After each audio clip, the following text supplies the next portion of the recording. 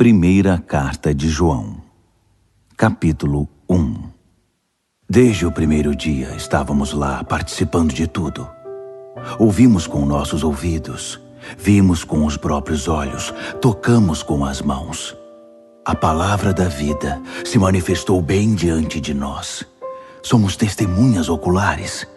Agora, sem floreios, contamos tudo a vocês. O que testemunhamos foi simplesmente incrível. A infinita vida do próprio Deus tomou forma diante de nós.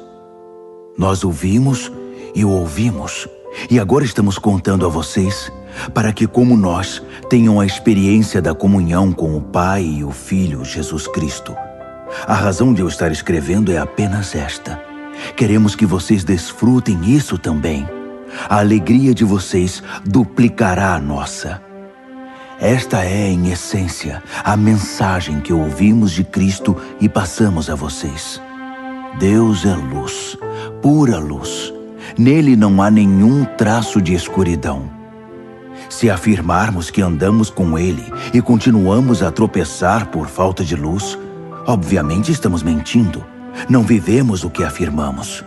Mas se andarmos na luz, como o próprio Deus é luz, vamos experimentar também uma vida de comunhão uns com os outros, enquanto o sangue derramado de Jesus, o Filho de Deus, nos purifica de todo o nosso pecado. Se afirmarmos que estamos livres do pecado, estaremos apenas enganando a nós mesmos. Uma declaração dessas é um erro absurdo. Mas se admitirmos nossos pecados e os confessarmos, Ele não vai deixar de nos atender. Ele é fiel a si mesmo. Ele perdoará nossos pecados e nos purificará de todo erro. Se afirmarmos que nunca pecamos, contradizemos Deus. Fazemos dele um mentiroso. Uma declaração dessas simplesmente revela nossa ignorância a respeito de Deus. Primeira de João, capítulo 2. Escrevo isto, filhos queridos, para orientá-los a não pecar. Mas se alguém cometer pecado, temos um amigo sacerdote na presença do Pai, Jesus Cristo, o justo. Quando Ele se entregou como sacrifício por nossos pecados, resolveu para sempre o problema do pecado. Não apenas os nossos, mas os do mundo inteiro. Esta é a forma de ter certeza de que conhecemos Deus da maneira correta: guardar seus mandamentos. Se alguém afirma, eu o conheço bem, mas não guarda seus mandamentos, é um mentiroso. Sua vida não combina com suas palavras. Mas aquele que guarda a palavra de Deus demonstra o amor amadurecido de Deus. É o único meio de saber que estamos em Deus. Quem afirma ser íntimo de Deus deve viver o mesmo tipo de vida que Jesus viveu. Meus amigos, não estou escrevendo nenhuma novidade. Esse é o mandamento mais antigo que temos, e vocês o conhecem muito bem. Sempre esteve implícito na mensagem que vocês ouviram, mas talvez seja novo também, pois recentemente se manifestou em Cristo e em vocês. As trevas saem e a luz verdadeira começa a brilhar. Quem diz que vive na luz de Deus e odeia o irmão, ainda está na escuridão. Quem ama seu irmão habita na luz de Deus e não impede que brilhe a luz dos outros. Mas quem odeia ainda está na escuridão, tropeçando, e não sabe que o fim está próximo, pois não consegue enxergar nada. Quero lembrá-los, meus filhos queridos, de que os pecados de vocês foram perdoados em nome de Jesus. Vocês, veteranos, estavam no princípio e conhecem aquele que começou todas as coisas. Vocês, iniciantes, conquistaram uma grande vitória sobre o maligno. Uma segunda lembrança. Vocês conhecem o Pai por experiência pessoal. Vocês, veteranos, conhecem aquele que começou tudo. E vocês, iniciantes, quanta vitalidade e força! A palavra de Deus floresce em vocês. Sua comunhão com Deus os capacita a vencer o maligno. Não amem os costumes do mundo. Não amem os valores do mundo. O amor do mundo sufoca o amor do Pai. Praticamente tudo o que acontece no mundo Desejo de seguir o próprio caminho, de querer tudo para si, de parecer importante, não tem nada a ver com o Pai. Tudo isso o afasta do ser humano. O mundo e seus desejos vão passar, mas quem faz o que Deus quer está garantido na eternidade. Filhos, o tempo está quase se esgotando. Vocês ouviram a notícia de que o anticristo está chegando? Bem, eles estão em toda parte. Há um anticristo em todo lugar. É por isso que sabemos que estamos perto do fim. Eles nos deixaram, mas nunca estiveram conosco de verdade. Do contrário, teriam se firmado conosco fiéis até o fim. Quando nos deixaram, mostraram quem são de fato e que nunca foram dos nossos. Mas vocês são. O Santo ungiu vocês, e vocês sabem disso. Eu não escreveria para dizer algo que não sabem, mas para confirmar a verdade que já é conhecida e para lembrar que a verdade não produz mentiras. Então, quem está mentindo aqui? Ora, aquele que nega que Jesus é o Cristo divino. É isto que faz um anticristo: negar o Pai e negar o Filho. Quem nega o Filho não tem parte com o Pai, mas afirmar o Filho é abraçar o Pai. Não se afastem do que ouviram desde o princípio, a mensagem original, que ela permeie a vida de vocês. Se o que ouviram desde o princípio criou raízes, vocês viverão plenamente no Filho e no Pai. É exatamente o que Cristo prometeu: vida eterna, vida de verdade. Escrevi para diverti-los quanto aos que tentam enganá-los. Mas eles não são páreo para o que está profundamente enraizado no coração de vocês: a unção de Cristo, nada menos que isso. Vocês não precisam que ninguém apresente nenhum ensino novo. A unção de Cristo ensina a verdade sobre tudo acerca de vocês mesmos e dele, sem a contaminação da mentira. Vivam verdadeiramente aquilo que aprenderam. Agora, filhos, permaneçam com Cristo. Vivam plenamente em Cristo e estaremos prontos quando Ele se manifestar. Prontos para recebê-lo de braços abertos, sem motivo de vergonha e sem desculpas esfarrapadas. Uma vez que vocês estão convencidos de que Ele é correto e justo, não terão dificuldades de reconhecer que todos os que praticam a justiça são os verdadeiros filhos de Deus. 1 de João, capítulo 3. Que amor maravilhoso o Pai nos concedeu! Vejam só, somos chamados filhos de Deus. É o que realmente somos. Mas é por isso também que o mundo não nos reconhece nem nos leva a sério, porque não tem ideia de quem Ele é ou do que pode fazer. Mas, amigos, é exatamente isto que somos, filhos de Deus, e é apenas o começo. Quem pode dizer como será o fim? O que sabemos é que quando Cristo finalmente se manifestar, nós o veremos. E então seremos como Ele. Todos os que esperam sua vinda devem estar preparados, tendo como modelo a pureza gloriosa da vida de Jesus. Os que não se importam com a vida de pecado fazem uma perigosa oposição à lei de Deus, porque o pecado é uma grande ruptura da ordem divina. Vocês sabem que Cristo se manifestou para eliminar o pecado. Não há pecado nele, e o pecado não faz parte do seu projeto. Ninguém que viva profundamente em Cristo vai fazer do pecado uma prática. Quem vive na prática do pecado nunca se voltou para Cristo, mas virou as costas para Ele. Por isso, meus filhos queridos, não permitam que ninguém desvie vocês da verdade. Quem age corretamente é correto, como o que vemos no justo Messias.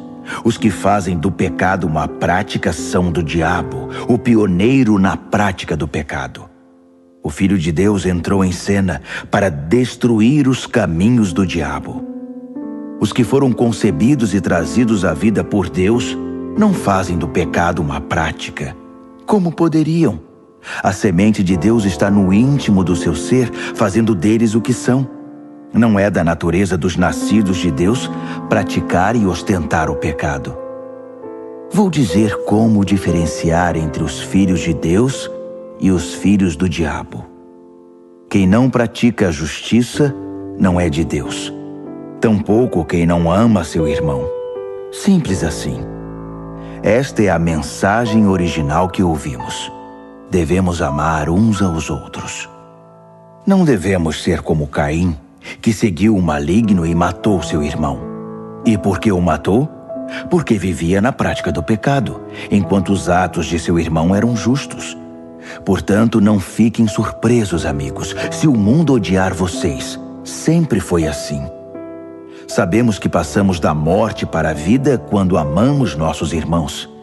Quem não ama já está morto. Quem odeia o irmão é assassino.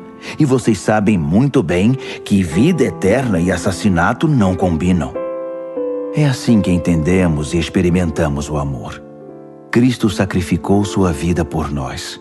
Portanto, devemos nos sacrificar por nossos irmãos, não apenas por nós mesmos. Se você vê um irmão em necessidade e tem recursos para ajudá-lo, mas vira as costas e não faz nada, o que acontece com o amor de Deus? Desaparece. E é você que faz esse amor desaparecer.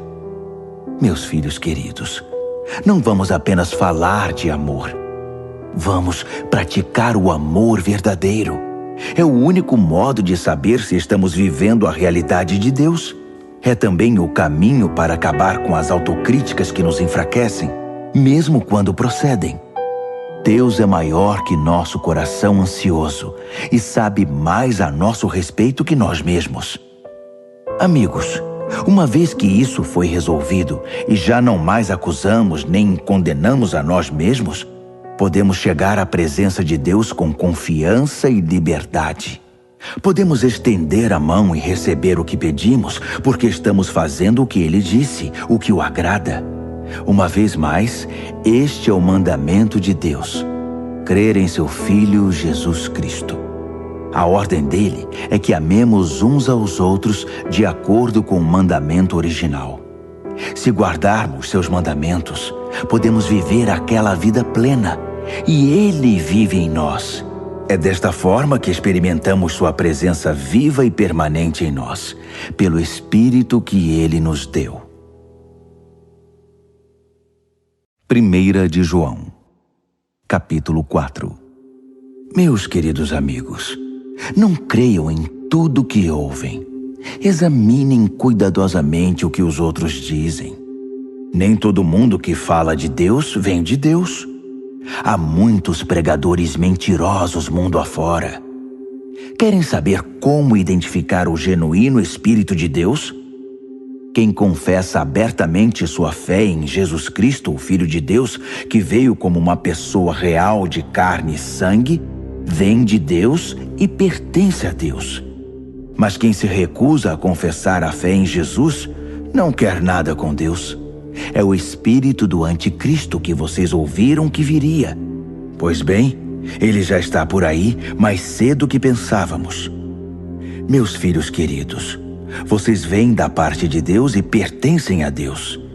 Vocês já obtiveram uma grande vitória sobre esses falsos mestres, pois o espírito que está em vocês é mais forte do que qualquer coisa no mundo. Essas pessoas pertencem ao mundo que nega o Cristo. Eles falam a língua do mundo e o mundo os escuta. Mas nós viemos de Deus e pertencemos a Deus. Quem conhece Deus nos entende e nos ouve. Quem não quer nada com Deus, evidentemente, não vai nos ouvir.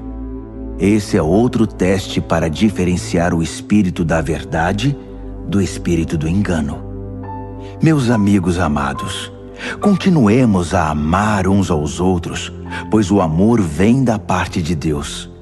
Quem ama é nascido de Deus e tem um relacionamento real com Ele.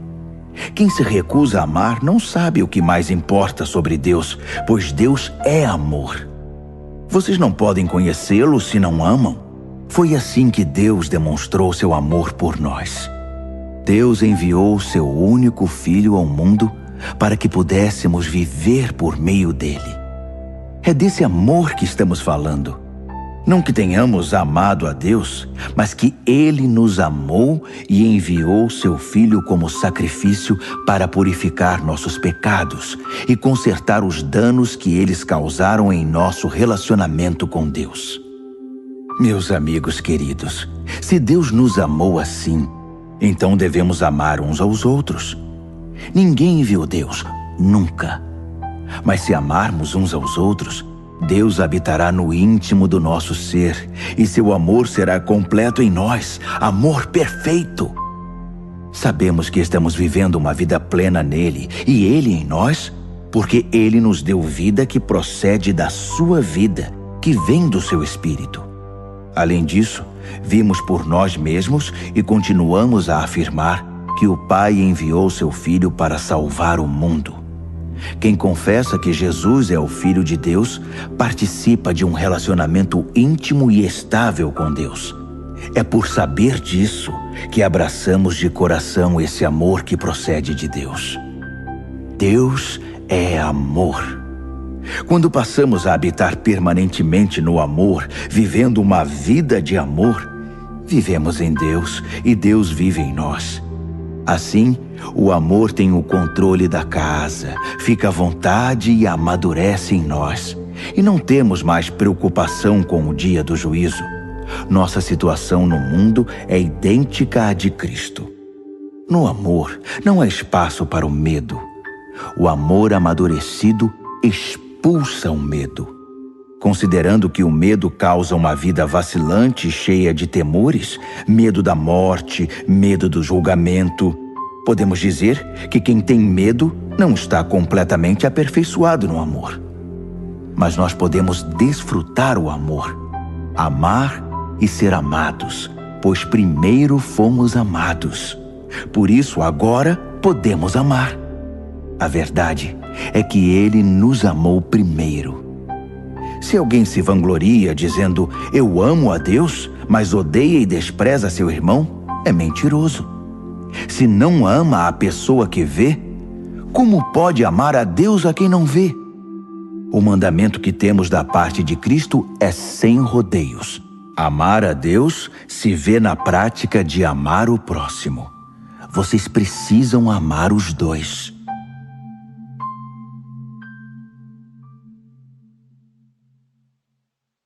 1 de João, capítulo 5. Quem acredita que Jesus é de fato o Messias é nascido de Deus.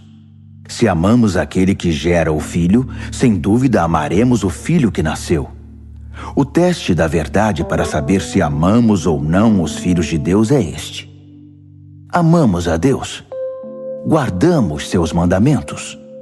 A prova de que amamos a Deus está na guarda dos seus mandamentos, e eles não nos parecem difíceis.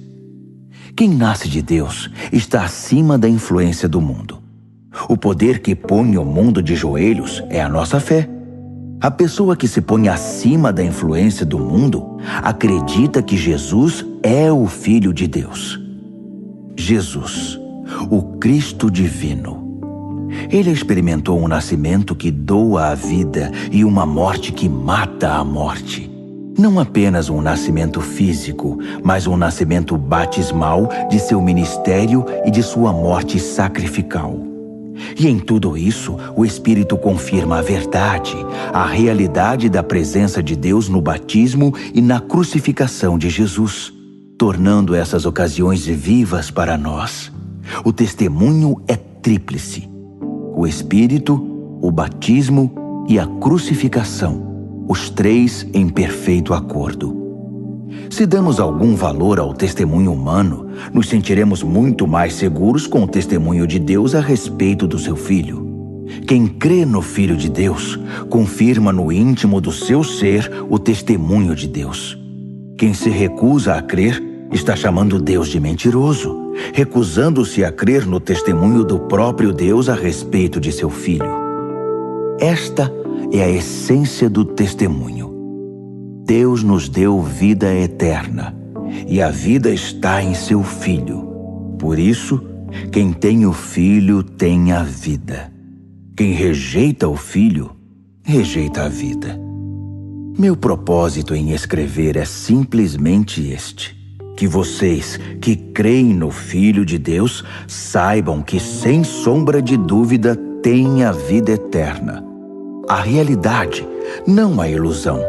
Na presença dele, temos confiança e liberdade para fazer nossos pedidos de acordo com sua vontade, na certeza de que ele nos ouvirá.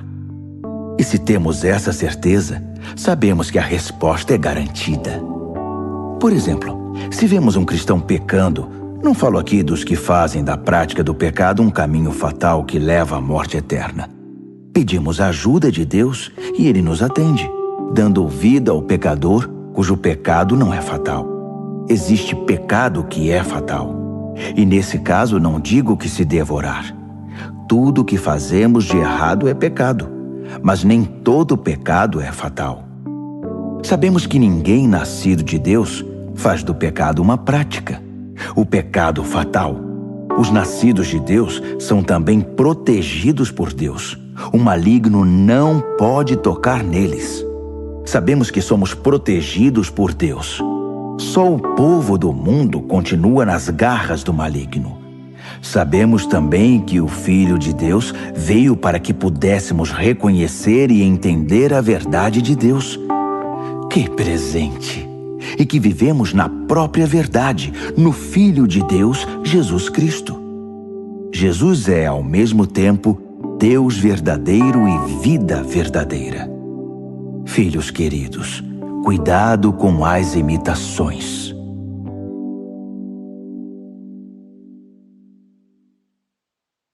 Segunda Carta de João. Minha querida comunidade, amo vocês de verdade, e não estou sozinho. Todos os que conhecem a verdade e permanecem conosco amam vocês. Que a graça, a misericórdia e a paz sejam com vocês, na verdade e no amor de Deus Pai e de Jesus Cristo, Filho do Pai. Não consigo dizer como estou feliz por saber que muitos membros da sua comunidade fazem de tudo para viver a verdade exatamente como o Pai ordenou. Mas me permitam lembrar uma coisa, e não se trata de um novo mandamento, apenas de uma repetição do mandamento básico e original. Amem uns aos outros. Amar significa seguir os mandamentos, e o mandamento que resume tudo é: orientem a vida pelo amor. Essa foi a primeira coisa que vocês ouviram e nada mudou. Há muitos charlatões de conversa suave pelo mundo afora. Eles se recusam a crer que Jesus Cristo foi verdadeiramente humano, um ser humano de carne e osso. Vamos chamá-los pelos seus verdadeiros nomes: enganadores, anticristos. Tomem cuidado com eles, para que vocês não percam o que nos custou tanto trabalho. Quero que vocês recebam a recompensa a que têm direito. Quem vai longe demais, a ponto de ir além do ensino de Cristo, está se afastando de Deus. Mas quem se apega a este ensino, permanece fiel ao Pai e ao Filho. Se alguém mostrar que não se importa com este ensino, não o convide para casa nem o hospede. Isso lhe serviria de plataforma para que ele prossiga em seus maus caminhos, fazendo de você um cúmplice. Tenho muito mais a dizer, mas prefiro não usar papel e tinta. Espero estar aí em breve e ter uma conversa franca com vocês. Será bom para vocês e para mim. Todos nesta comunidade irmã enviam saudações. Terceira Carta de João. O pastor, ao meu bom amigo Gaio. Amo você de verdade. Somos os melhores amigos e oro para que tenha êxito em tudo o que fizer e tenha boa saúde. Que suas atividades prosperem, assim como sua alma. Fiquei muito contente quando alguns amigos chegaram e trouxeram notícias de que você está firme no caminho da verdade. Nada me deixa mais feliz que receber notícias de que meus filhos continuam firmes no caminho da verdade. Prezado amigo, quando você recebe em casa os irmãos em Cristo, mesmo quando são desconhecidos, sua fé aparece na prática. Eles fizeram um relatório completo para a igreja aqui, um verdadeiro sermão acerca do seu amor. É um bom trabalho esse que você está fazendo, ajudando os viajantes, dando-lhes hospitalidade digna do próprio Deus. Eles se abrigam sob a bandeira do nome e não recebem ajuda dos que não são cristãos. Por isso merecem qualquer ajuda que possamos dar. Quando providenciamos cama e comida para eles, tornamo-nos companheiros deles na proclamação da verdade. Anteriormente escrevi algo parecido para a igreja, mas Diótrefes, que gosta de estar em evidência, deturpou meu conselho. Se eu for, estejam certos de que vou chamá-lo à responsabilidade por espalhar notícias falsas sobre nós. Como se não bastasse, além de recusar hospitalidade aos viajantes cristãos, tenta impedir os outros de fazê-lo. Pior ainda, em vez de convidá-los, ele os expulsa. Amigo, não tenha parte nessa maldade. Sirva de exemplo. Quem faz o bem, faz o trabalho de Deus. Quem faz o mal falsifica o que é de Deus e nada sabe sobre ele. Todo mundo fala bem de Demétrio. A própria verdade está a favor dele. Já combinamos, e vocês sabem, em não dar nosso aval de maneira leviana. Tenho ainda muito a dizer, mas prefiro não usar papel e tinta. Espero estar aí em pessoa e ter uma conversa franca. A paz esteja com você. Os amigos aqui enviam saudações. Cumprimente nossos amigos aí um por um.